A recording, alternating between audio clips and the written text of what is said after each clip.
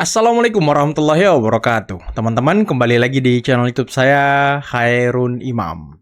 Gimana nih kabar kalian? Semoga kita semua selalu diberi kesehatan, kemudahan, dan juga limpahan rezeki dari Yang Maha Kuasa. Teman-teman, di video kali ini kita akan menyaksikan bagaimana perseteruan yang sangat panas kembali terjadi antara Bang Bill, YouTuber Nusantara, Dr. Richard, versus Roy Suryo. Yang dimana hari ini kabarnya sebelum putusan pra-peradilan Roy Suryo, dia akan mendatangi Polda Metro Jaya untuk melaporkan nama-nama yang saya sebutkan tadi. Waduh, sepertinya ya anggota YouTuber Nusantara ini bakal habis dilaporkan ke polisi semua.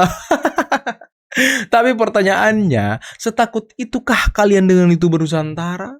Dan yang terpenting teman-teman, saya dapat info bahwa Roy Suryo ini rumahnya pernah kebakaran. Makanya dokumen-dokumen dia itu banyak yang hilang. Pertanyaannya lagi nih, apakah itu sengaja dihilangkan atau seperti apa? Kan kita nggak tahu. Nah, ada satu anggota YouTuber Nusantara yang juga dosen menguliti seperti apa proses akademik dan juga ijazah S3 dari Roy Suryo. Dan seperti apa proses cuti yang dijalani Roy Suryo yang lewat dari batas sewajarnya. Nah, sebelum kita mulai, jangan lupa like, subscribe, dan share. Dan tanpa perlu berlama-lama lagi, mari kita mulai videonya berikut ini. Asal untuk rakyat, asal untuk negara. Ya, pertaruhkan reputasi politik saya. Kami siap. Kalau Pak Prabowo belajar cara halusnya Pak Jokowi mungkin bisa berhasil. Jadi kalau misinya beliau itu dikelola dengan cara alon-alon asal kelakuannya Pak Jokowi. Jadi sekarang kita lihat ya buktinya apa ngomong gitu. Ini buktinya lagi. Di eranya Pak Jokowi, masyarakat tuh benci banget sama cebong kan gitu. Cebong kampret, ya. Jokodok, termul. Betul. Kenapa? Karena Pak Jokowi itu terlalu diam. Oke. Terkesan nggak mau nanggepin apapun. Betul. Ya kan? Ya. Urusan negara pun dia diam. Iya. Ya. Jarang banget ngomong Jarang banget pidato. Kontrasnya di era Pak Prabowo kebanyakan ngomong. Jadi ini kayak 180 derajat. Indonesia dari 10 tahun dipimpin presiden yang diam, apa-apa nggak tanggepin, malah keluar meme kan.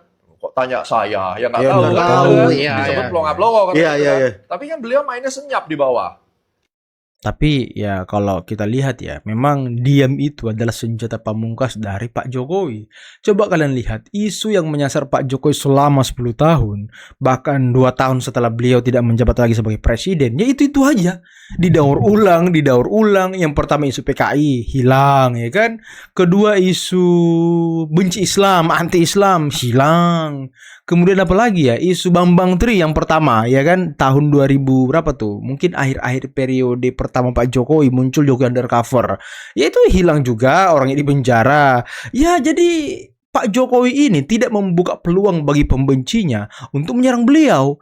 Dalam artian, Pak Jokowi tidak memperlihatkan sisi-sisi yang mungkin bisa menjadi kelemahan beliau untuk disikat sama gerombolan pembenci. Makanya Pak Jokowi itu sangat kuat. Sangat-sangat kuat teman-teman. Jadi ya kayak Roy Suryo, Tifa dan kawan-kawannya, Said Didu, tidak ada yang bisa dia lakukan untuk menyerang Pak Jokowi, untuk menjatuhkan harkat martabat Pak Jokowi. Malah semakin mereka menyerang, rakyat makin cinta. Itulah Pak Jokowi teman-teman. Ini cuma satu kok. Iya, Yang aslinya? lah itu kan kebakaran. Ini aja sudah maksimal bisa tak selamatin, Mbak, ketika rumah kebakaran. Nah, nanti saya ini ya Pak, Boleh, ini dibuatkan. Ha-ha. Nanti Bapak yang di surat pernyataan ini Oke, ha-ha. sama originalitas nanti saya tempeli pakai materai asli. Boleh, Bapak tanda boleh. tangan Ya, bahasa siap, ya. siap. Nah, Tanda tangan ya. Jadi iya, kan formnya itu, iya. lewat yang satu paket itu yang saya kasih Bapak. Nah, ya itu, itu yang kebakaran di kamar. Tinggal ini, Bu. Iya. Untung masih ada ini. Ya, ya. Kalau Intinya, moga-moga gak ada masalah ya, Mbak Elin ya. Ada orang yang ngeributin soalnya kurang kerjaan itu. Yang jelas Mas Roy Suryo menyampaikan bahwa dokumen yang lain itu terbakar. Jadi hanya itu yang bisa dia selamatkannya. Rumah Mas Roy Suryo terbakar. Ini rumah kapan? Kejadiannya kapan rumahnya Mas Roy Suryo ini kebakaran ya. Dan ini menarik ya untuk mencoba untuk melakukan verifikasi ya bahwa kapan ya kejadian itu, di mana ya, dan seterusnya ya, itu nanti coba kita dalami. Jadi kalau kita lihat perjalanan studi Mas Roy Suryo ini memang agak membingungkan kita, tetapi sekali lagi ranah itu pasti bisa dijawab oleh Mas Roy Suryo dan UNJ. Nah, tinggal bagaimana ya, jangan sampai nanti data kebakarannya Mas Roy Suryo ini justru menjadi pintu baru untuk orang kemudian menelisik kapan tempat di mana dokumen yang Mas Roy Suryo sebutkan kebakaran itu disimpan, apakah di rumah yang mana, rumah yang baru atau rumah yang lama, tahun berapa ya. Itu menjadi sesuatu tanda tanya besar ya. Betul. Mengapa yang lain terbakar, mengapa yang satu bisa utuh. selamat. Apakah itu disimpan secara terpisah atau apa, kita tidak pernah tahu ya. Yang jelas ini menjadi hal yang menarik untuk kemudian kita bisa ikuti, tidak dalam rangka untuk menyudutkan Mas Roy Suryo, tetapi memastikan bahwa Mas Roy Suryo memang betul-betul ya menempuh suatu proses pendidikan yang baik, yang utuh, yang legal. Ya, sebab kalau itu tidak terjadi secara moral, maka secara moral pula gugurlah sebenarnya upaya untuk mempertanyakan tentang riwayat pendidikan Pak Jokowi atau siapapun ya di negeri ini ya. Ya, kalau logikanya ya, kalau yang lain terbakar dan satu itu tidak terbakar, ya gimana ceritanya? Hah, kok bisa gitu hanya satu yang selamat? Kok bisa di antara banyak berkas satu yang selamat? Apakah Roy Suryo sudah tahu kalau nanti ini bakal jadi masalah, makanya dia selamatkan segera? Waduh. Tapi kan dulu Roy Suryo selalu menggembar-gemborkan kalau Pasar Pramuka pernah terbakar. Apakah Pasar Pramuka terbakar untuk menghilangkan jejak katanya pembuatan ijazah Pak Jokowi di Pasar Pramuka, kan itu yang selalu dia ungkapkan, teman-teman. Nah, coba kita balik sekarang. Apakah logika itu bisa kita gunakan untuk Roy Suryo yang rumahnya kebakaran untuk menghilangkan jejak-jejak buruk mengenai perkuliahan dia di UNJ? Nah, ini kan menjadi pertanyaan kita semua, teman-teman. Ada apa ini sebenarnya nih? Kenapa bisa terbakar, Roy? Dan kapan rumah Anda kebakaran? Di mana tempatnya? Seperti kata dosen tadi. Ini kan menarik nih. Saya mengikuti pendidikan di UNJ dan clear.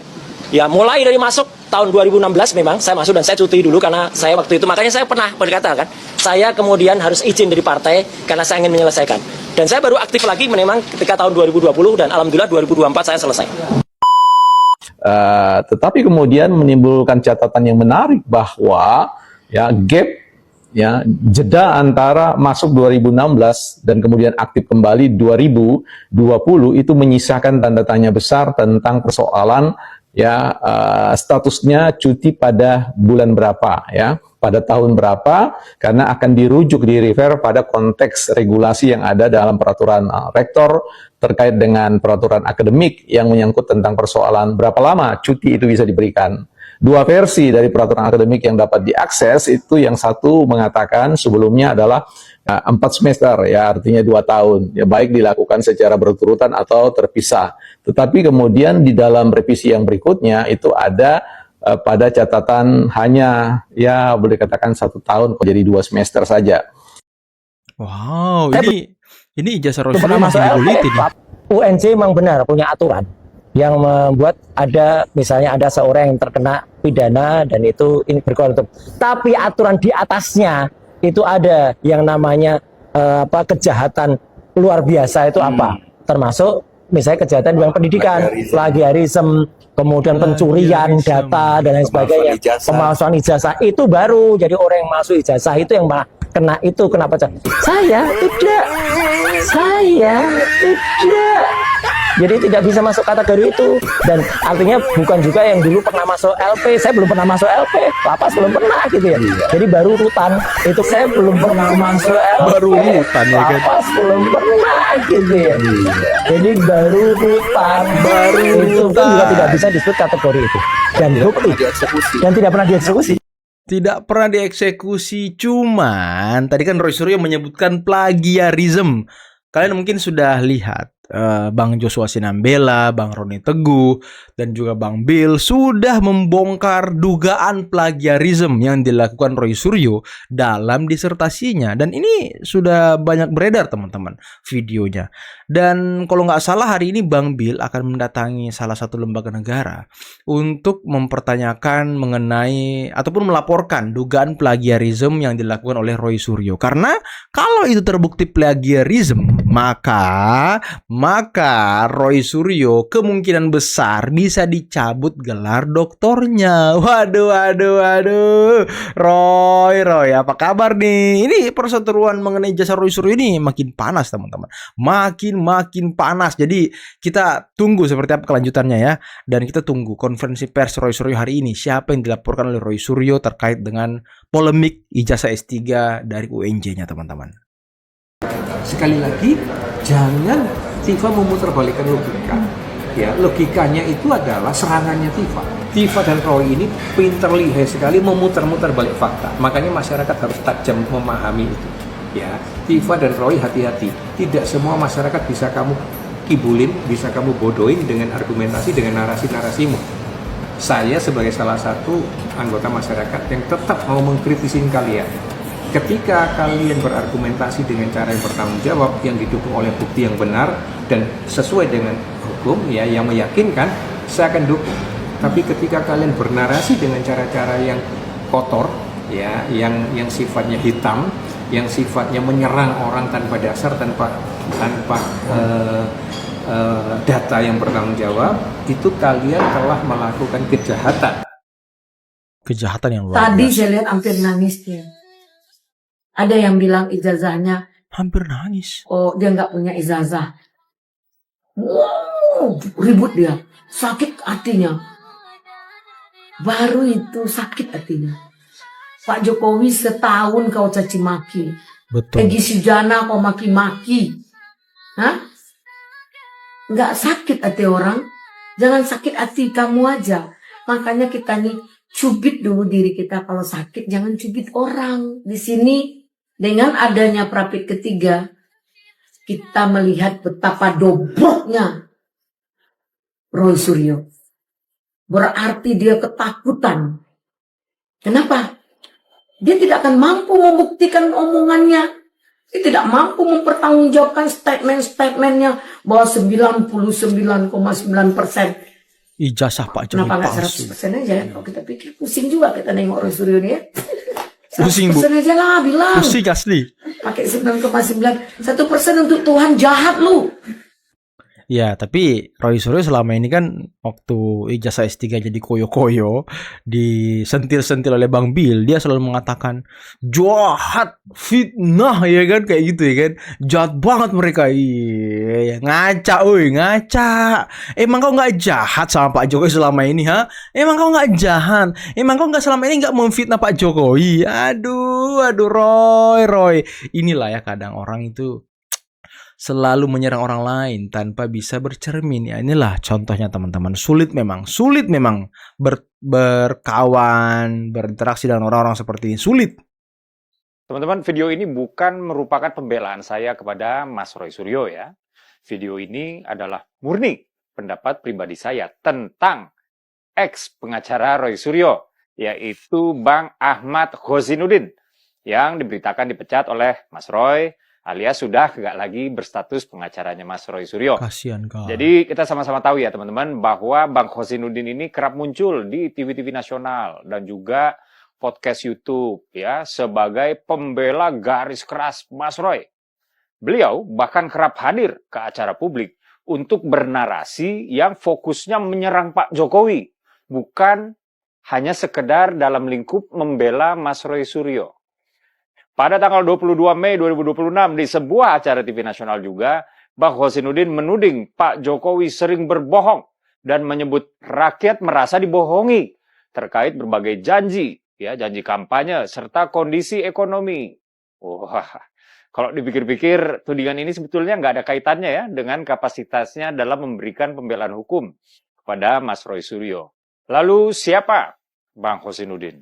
Ahmad Khozinuddin dikenal sebagai salah satu mantan aktivis Hizbut Tahrir Indonesia, HTI. Di HTI beliau kerap menjadi corong suara dan memberikan pembelaan-pembelaan terhadap sistem khilafah. Ya. Nah itu dia ya, tentang keterkaitan Bang Khozinuddin dengan organisasi yang kini telah dilarang di Indonesia, HTI, ya, karena dianggap bertentangan dengan dasar filosofi bernegara Republik Indonesia. Lalu apa hubungannya dengan Mas Roy Suryo? Begini, saya menangkap kesan kuat bahwa Bang Khozinuddin ini sebetulnya hanya menumpang di kasus Roy CS. Beliau itu bukan betul-betul ingin memberi pembelaan terhadap Mas Roy. Beliau cuma ingin membalaskan dendamnya kepada mantan presiden yang membubarkan HTI, yaitu Pak Jokowi.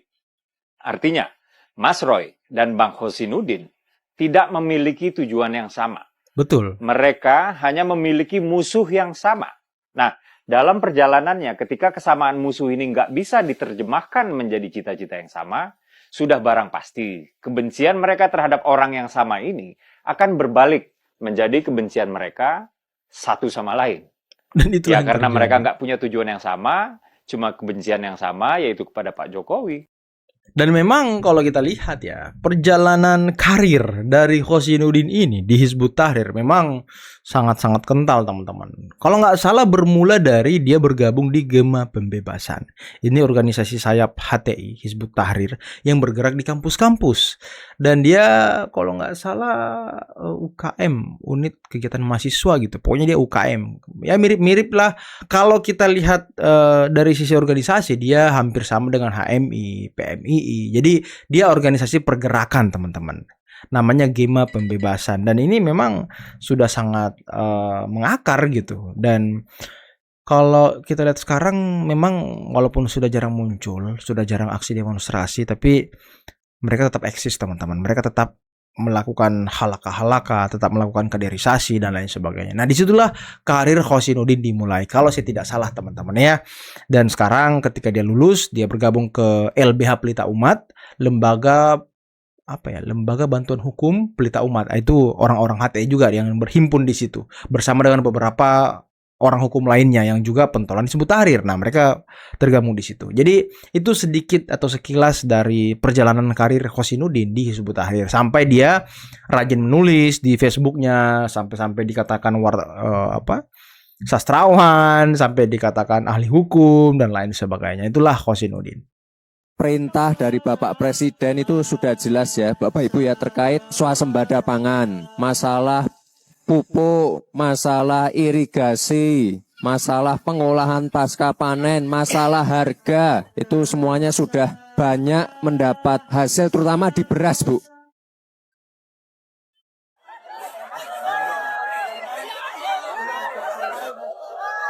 Dikerumuni ya kan Mas Wapres sama petani. Luar biasa. Magnet seorang Mas Wapres nih. Gimana nggak ketar-ketir ya kan yang sebelah. Hari ini saya ke Lampung ya? khusus ngecek singkong. Komoditi ini masih banyak dinamika dan tantangan. Wih, luas banget loh kebunnya loh. Untuk menjaga stabilitas harga ini saya kira ke depan perlu ada ya terkait regulasi ya, pembatasan impor ubi kayu dan turunannya Pak ya. Ada pembatasan itu. Masalah HET, standarisasi alat ukur kadar AJI. Nanti kalau itu sudah ada semua tiga itu, saya yakin nanti masalah harga akan stabil, tidak fluktuatif lagi, dan nanti pasti untuk masalah kesejahteraan pasti akan meningkat. Nah itu penting tuh Pak, kesejahteraan Bapak Ibu, petani. ini tadi masukan-masukannya sudah kami tampung, kami catat. Selalu Bu. Dan ucapan terima kasih tentunya atas kehadiran Bapak Wapres bagi seluruh warga masyarakat Lampung Timur, tentunya suatu kebanggaan bagi kami sebagai cambuk untuk lebih meningkatkan dalam budidaya pertanian. Keren banget Mas Wapres. Lagi-lagi dikerumuni loh. Bu, santai.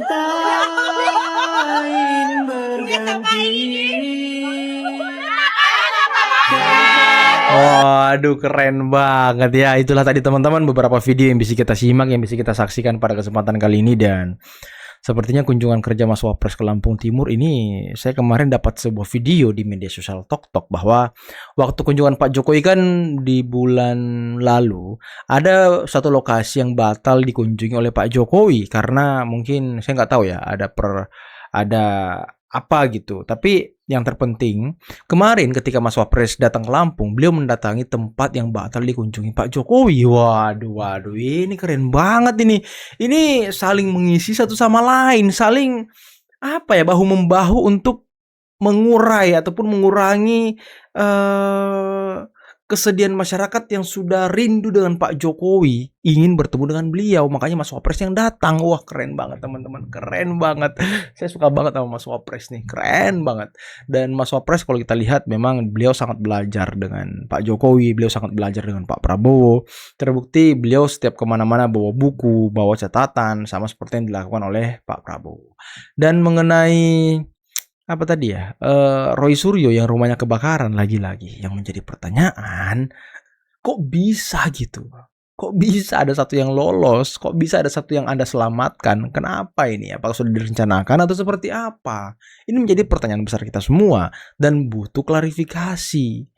Dan mengenai cuti Roy Suryo, nah ini juga dipertanyakan oleh salah satu dosen dari anggota YouTube Nusantara.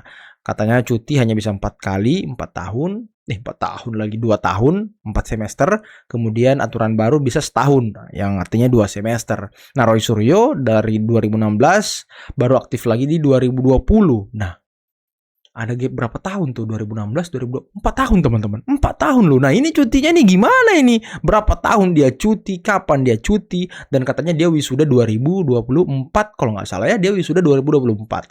Jadi dari 2016, 17, 18, 19, 20, 21, 22, 23, 24, 8 tahun kalau nggak salah ya kurang lebih dia menjalani perkuliahan S3. Nah, cutinya ini berapa tahun? Ini kan perlu dikaji ulang, perlu dievaluasi oleh pihak UNJ. Jangan sampai aturan-aturan yang dia buat dilanggar oleh Roy Suryo. Nah, ini yang tidak diinginkan oleh kita semua, teman-teman.